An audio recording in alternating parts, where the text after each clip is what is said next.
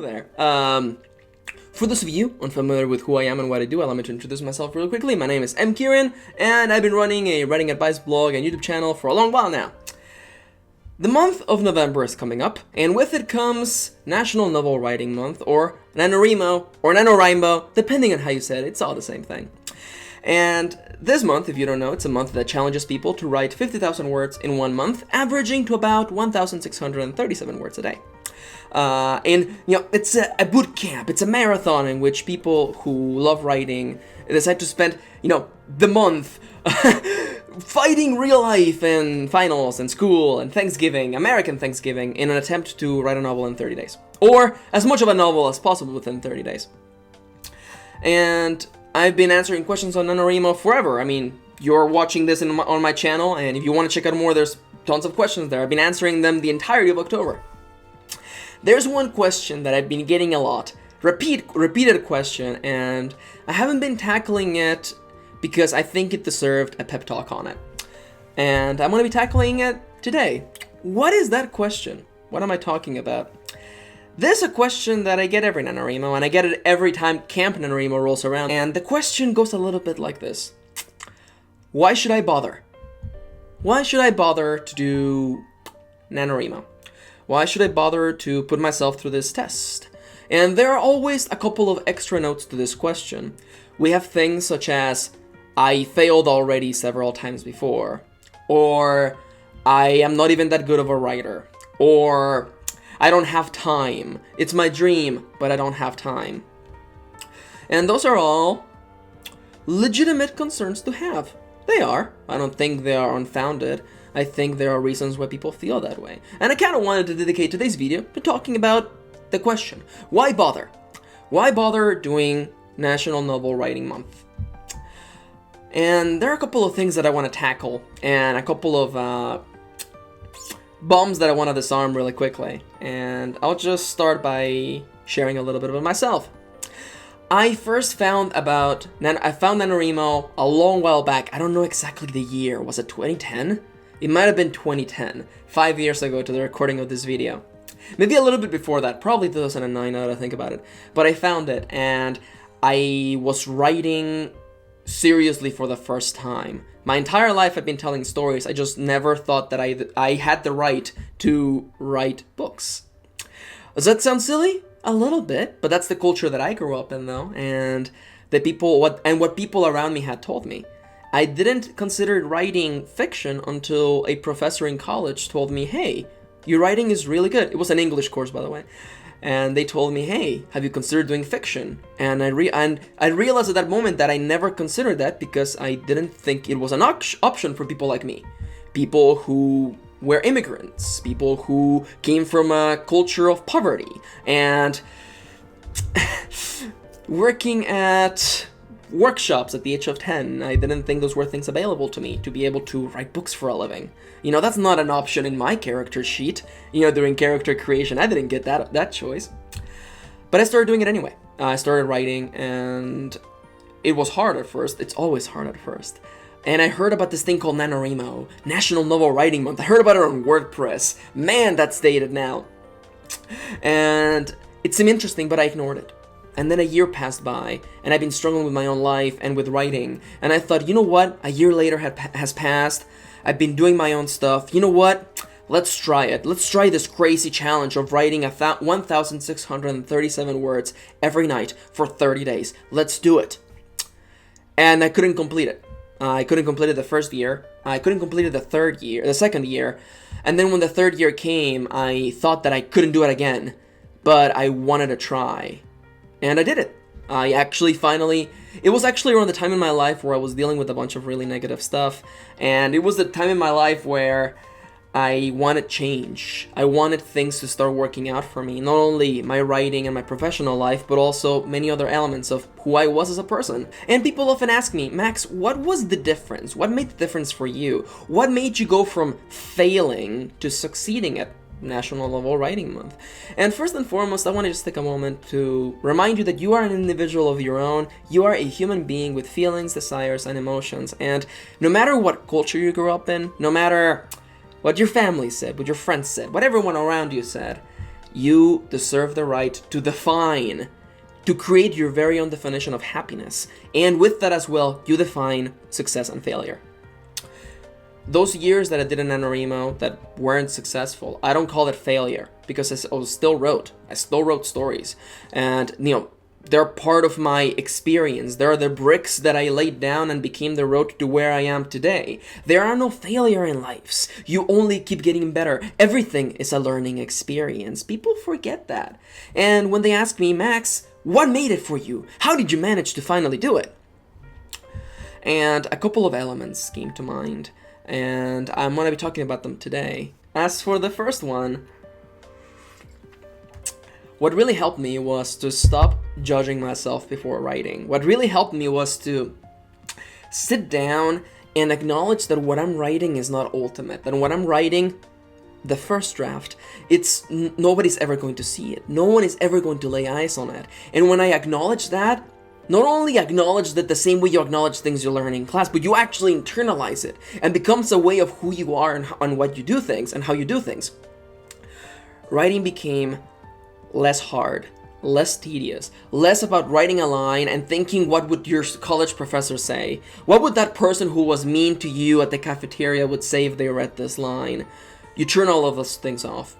First and foremost, because that jerk is never gonna read it. And secondly, because the story is gonna change and grow as you write it and revise it and polish it. Your first draft is not the final draft, and no one is ever gonna see it because you're never gonna show it to anybody until it's ready. Again, you're an individual of your own. You deserve the right to define success and failure, as well as creating your own personal definition of happiness. And you have the control to say, this book is not ready. Once it is, I will share it with the world. Now, that was the first thing. As for the second thing that really helped me, the second thing that helped me not only succeed at NaNoWriMo, if you may, but also continue writing.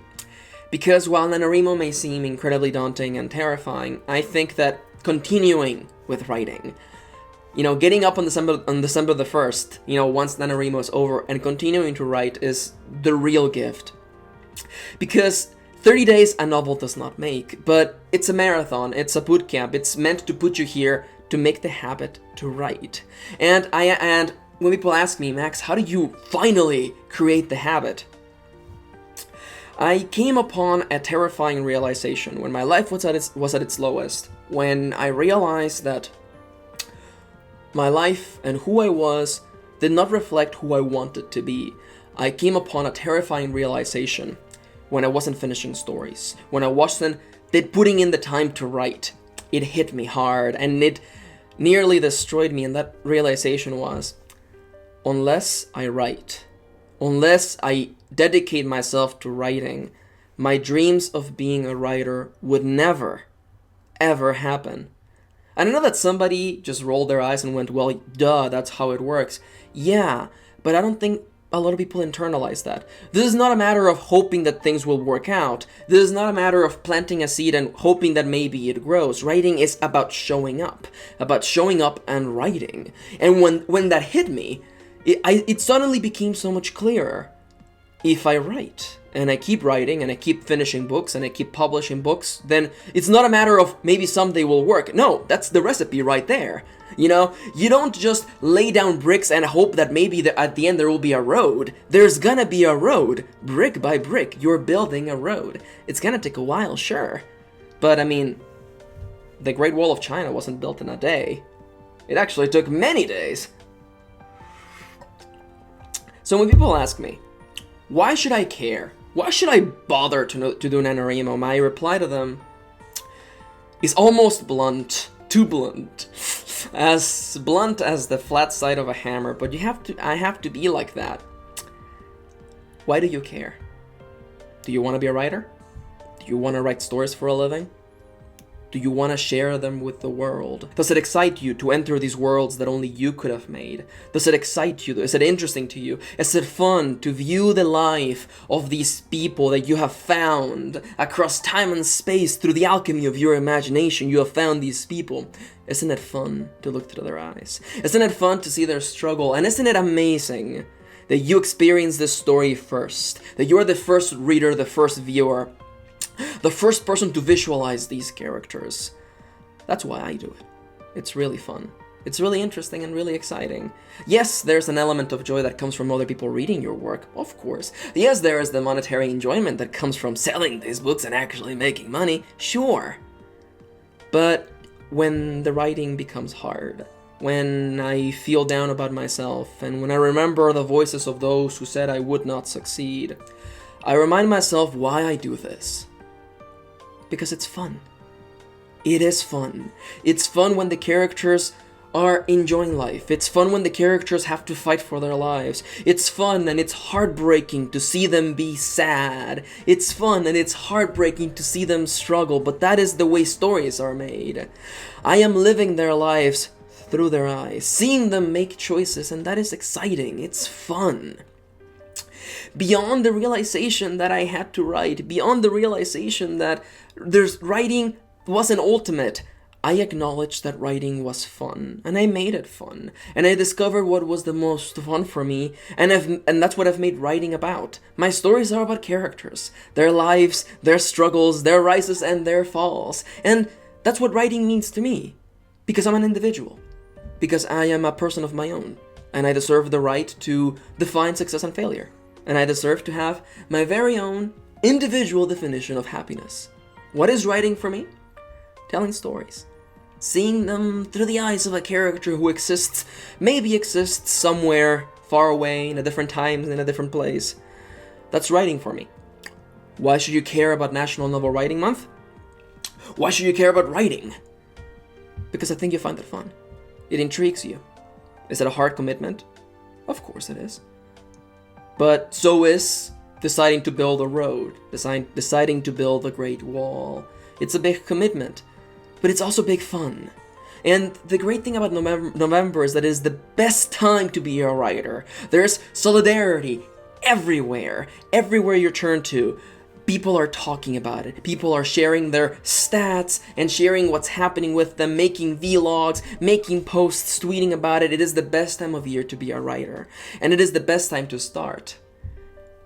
And I know it's a little silly to say, but the best way to get people to do something is through peer pressure. And it's a little bit silly to say, I know. But seeing all these people doing writing and seeing all these people pushing forward inspired me. It reminded me that it wasn't about being special. It wasn't about being born in a family with money. It wasn't about having talent, of which I claim to have none. It was about putting in the time and writing and ultimately having fun. I hope that this video helped, and I hope that if anything, I gave you another point of view. If this video inspired you to write, if this video gave you a little bit of motivation and the drive, the inspiration to go out and do what you want to do, then in that case, I think I did my job. And if you want to go into this journey and you think that you need an extra hand with planning and with all that stuff, I have a video on planning, an equally inspirational video on how to plan a novel. I put that up recently, and I'm putting up this video as a sort of companion to that, because for every question that I got about how to plan a novel, I got a question from somebody who probably felt really disillusioned, asking me, why should I bother? Why should I care? Why should I try again when I failed 1,000 times before? And the thing about life is that it doesn't matter how many times you fall. It only matters how many times you get up and you keep going. Because you can't move forward on the ground. You gotta get up, keep walking, keep laying those bricks, keep building that road. Because eventually, after a little while, you'll find yourself where you truly belong. And you'll recognize the person at the end of the road as the person you really are, and the person you are meant to be. I want to thank you for watching. Thank you for spending a little bit of your day with me, and I'll be seeing you on the next one.